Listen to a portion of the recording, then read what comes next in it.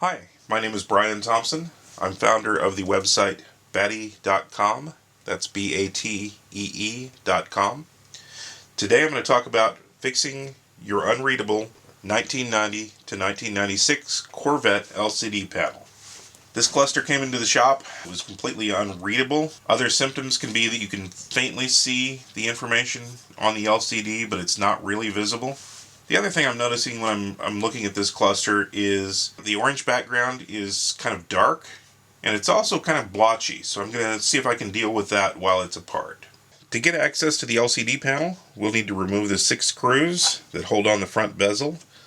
Those are located here, here, here, here, here, and here. We're going to remove those with a Torx 15 screwdriver. We'll carefully lift the instrument panel, carefully set it in front of us. The next step is to remove the LCD panel. We're going to do that by carefully lifting the glass panel away from this connector. We're going to be very careful because the panel is still trapped by these 2 little plastic tabs, so we're not going to completely pull it away from the cluster. Instead, when it comes loose from the connector, we'll carefully lift it up without damaging either corner. The reason for this cluster's problems is that sunlight and heat have caused the polarizing film on the front and back of this panel to fade, and that causes the information to become less and less readable, and finally the panel will just be completely clear. What we're going to do today is replace the polarizing film on this panel. Here we see the LCD panel from the back side. We also see the orange color filter that provides the color for our turn signals, for our high beam indicator, and for the panel illumination. On most of these you'll see some fading on the orange. Again, that's from sunlight, but that's not really what's causing the problem with readability. All that's going to do is cause a slight color shift behind the panel. We'll separate that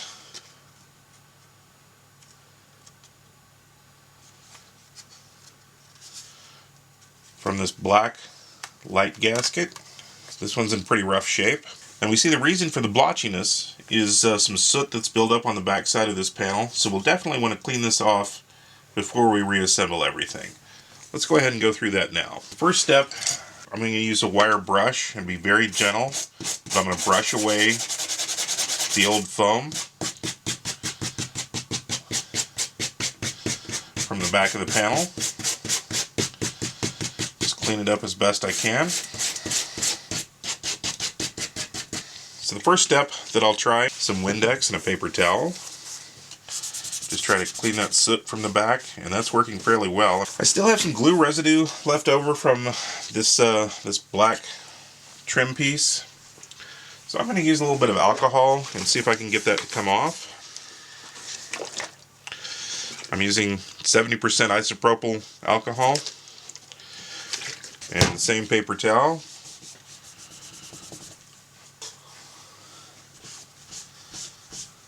That looks really good. Okay. Here we see the front side and the back side. So this panel cleaned up fairly well. We'll set that aside. Next, the gasket has a little bit of crud on it, so I'm going to try the same process. I'm just going to use a wire brush to try to clean off the old crusty foam and mold. Be very gentle with this piece. This is very thin plastic. And our replacement is not on the market yet. Let's try the alcohol again, see if we can get rid of some of the glue residue. That is working. So if your LCD light gasket is in as bad a shape as this one, consider purchasing a new one from our website. That's Batee.com. Batee.com. So here we see the LCD panel. The front side is the side that has the printed factory graphics on it. The back side is the glossy side. We want to be very careful at all times not to touch these electrical connectors. They can bend very easily. They can also break or become detached from the glass panel. Both of those are bad. So just remember when we're dealing with this that replacements for your LCD panel are not available. Other fragile areas of the LCD panel are the glass surface above the viewing window. We want to be very careful not to do anything at all to this area. There are some invisible printed traces on this board. If we scratch that, it will stop working for all of eternity. So to protect that, I'm going to use either some painter's tape, or in this case, some black electrical tape. And I'm just going to seal that area off so that when I'm working with razor blades, I don't come into contact with that fragile area. The kit comes with 3 razor blades, but you might find that you need more. Razor blades are fairly cheap at places like Walmart or Lowe's, so pick up some more if you think you might need those. The first step is going to be to remove the old polarizing film. We're going to do that with one of the razor blades. To remove the polarizing film, we're going to work from the bottom of the panel toward the front. We're just going to get the razor blade under one corner of the polarizing film, just like that, and lift it.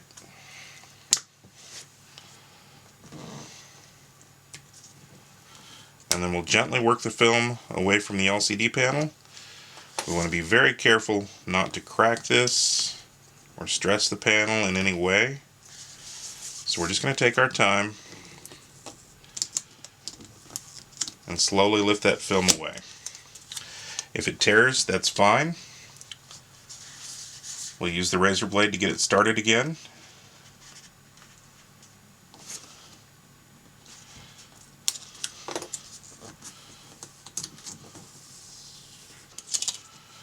And unless it's in really bad shape, it should just lift away from the panel.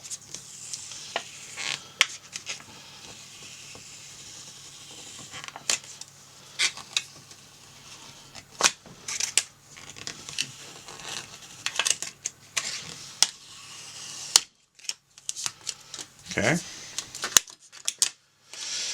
There's still a little bit of glue residue on the back. We'll come back and clean that up later. Next, we're going to flip the panel over. We're going to let the pins hang over the edge of this book. We're going to be very careful when we do this not to bend the pins or crack the panel. We're going to use a razor blade. We're going to start at the bottom again, and we're just removing the old polarizing film very slowly, very carefully. You'll notice that when you do that, the factory graphics come with it. The kit ships with replacement graphics, so there's nothing to worry about.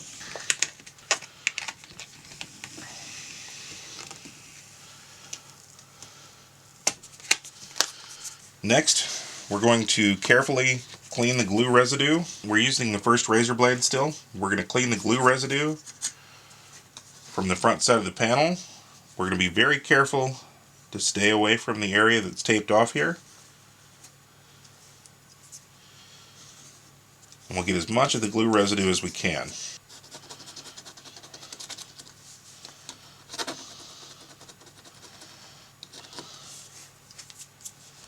Feeling around the edges to see where there's anything left. Next, we'll flip the panel over, and we're going to do the same thing. We're going to scrape off any glue residue.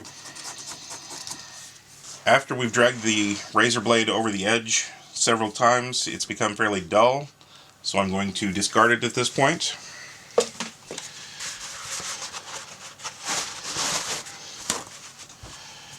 And I'm going to protect the book with a paper towel. I'm going to use some Windex. This is eyeglass cleaner that I bought from Walmart, but you can use Windex or any other glass cleaner. I'm just going to spray that on the back side of the panel. I'm going to use the second sharp razor blade to clean off any remaining glue residue. And every pass I make, I'm going to wipe the glue residue off on the paper towel.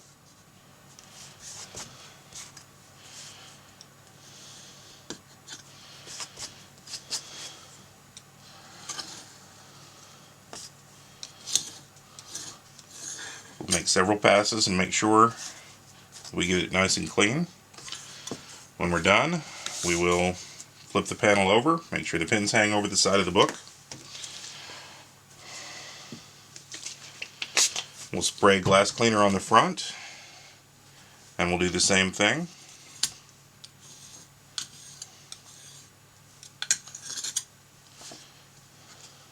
Wipe off the glue residue on the paper towel.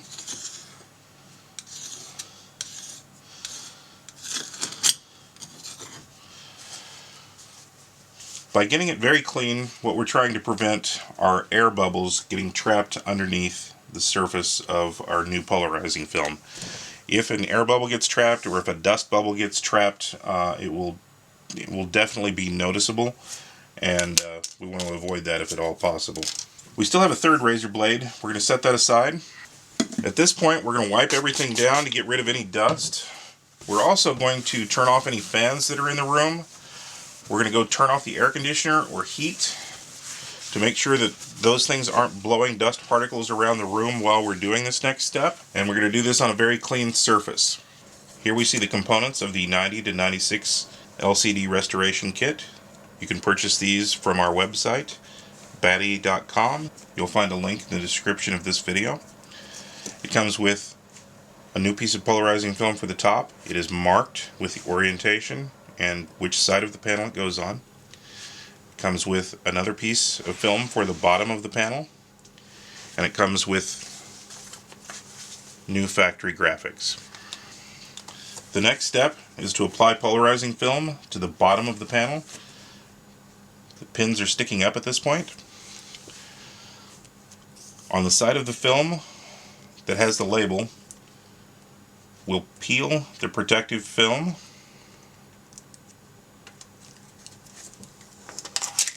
We'll do a final cleaning on the back side of the panel. Make sure there are no fingerprints or remaining glue residue at all. We're looking at the back side of the polarizing film. We will peel away the protective film slightly.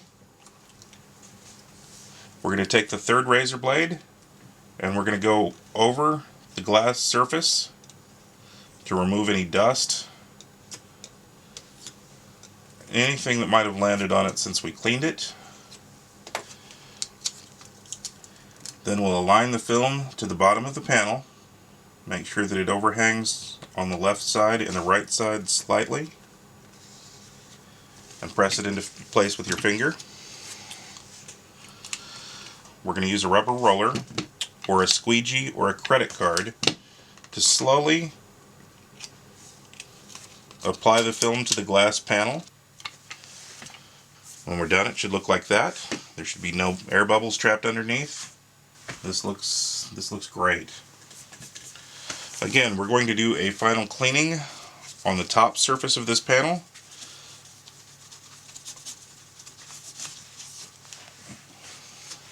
When we're convinced that it's absolutely clean, there are no fingerprints, there's no glue residue, it's absolutely smooth and clear on the top, we're ready to apply the new panel. We'll peel away the side with the label. We'll take the third razor blade, have it standing by. We'll turn the film over, peel the protective layer that protects the glue slightly, and then turn it over. We'll do a final cleaning on the panel to get rid of any dust that's settled on it since we cleaned it last. When we're convinced that it's absolutely clean, we'll apply the polarizing film. We're going to align it to this edge of the glass and press it down slightly. Next, we'll use a rubber roller or a credit card or a squeegee to slowly apply the film. We're pressing the air out as we go. We're also peeling away the back of the protective film as we go. When it's in place, there should be no air bubbles underneath. The next step is to trim away the polarizing film that's hanging over the edges. We're going to use the third razor blade since it's the sharpest. We're going to hold the razor blade at an angle to the glass and slowly peel away that polarizing film. We're going to be very careful when we're working in this area so that we don't scratch the invisible traces on the glass. We're going to do that on the 3 sides that are hanging over. When we're trimming the bottom, you'll see a small bump at the bottom. We want to be very careful not to scrape that off of the panel. That would release the liquid crystal inside. So to protect that, we're going to go at a very severe angle while we're trimming that film.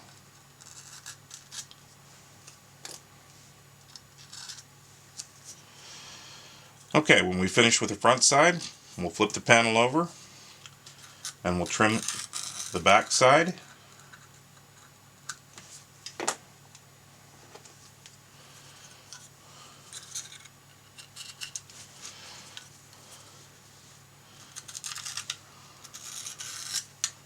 The same way.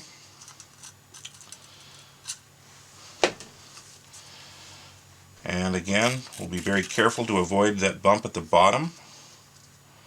Here we see the finished panel. So the next step is to apply the factory graphics. We will clean the polarizing film to get rid of any fingerprints we got on it. And we'll make sure that that's nice and dry and free of any dust. The next step is to apply the factory graphics.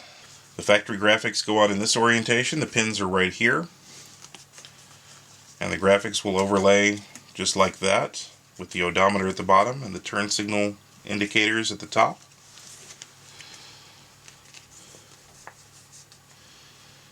We will lift the factory graphics from the plastic backing. We will very carefully align the graphics to the bottom of the panel. Make sure that it's centered left and right. When it is, press it in place. Then we'll use a squeegee or a credit card or a rubber roller to apply the factory graphics. We're going to go very slowly. We're going to apply firm pressure. Make sure that we squeegee out any air bubbles. Okay. And finally, we'll lift away the protective film on the factory graphics.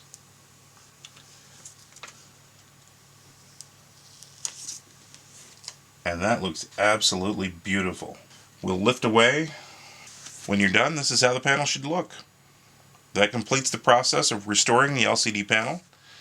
Next, we'll reassemble the cluster.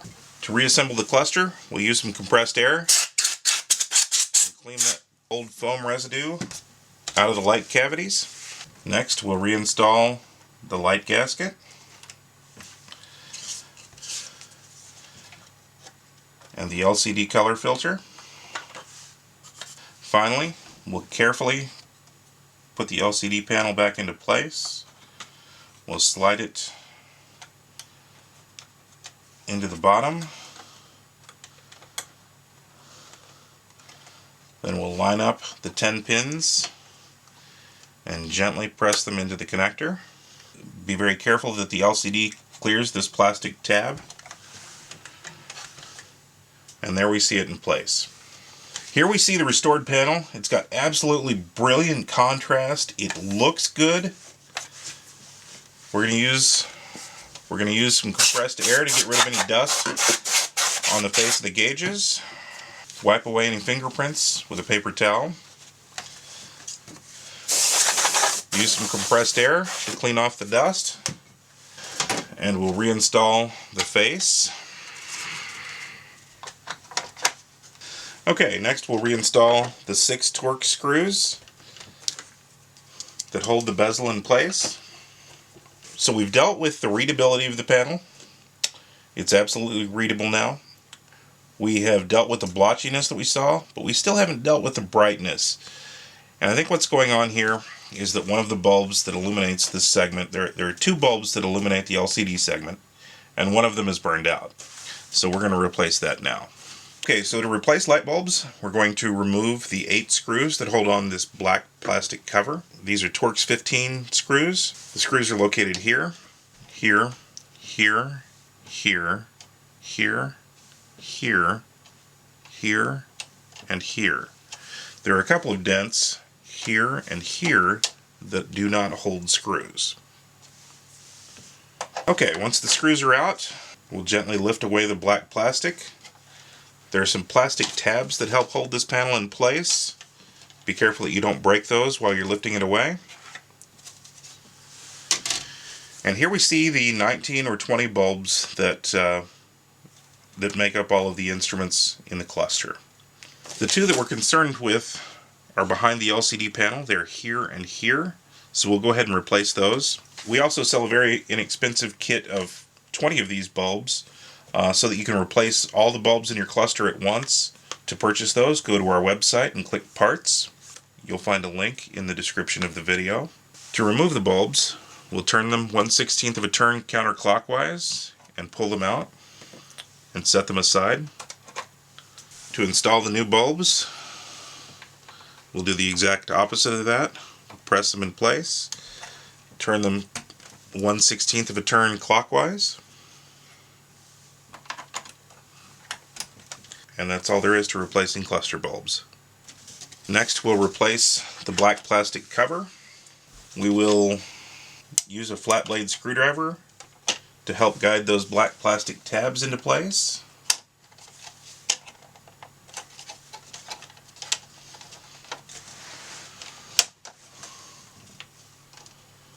There are 3 of those black plastic tabs.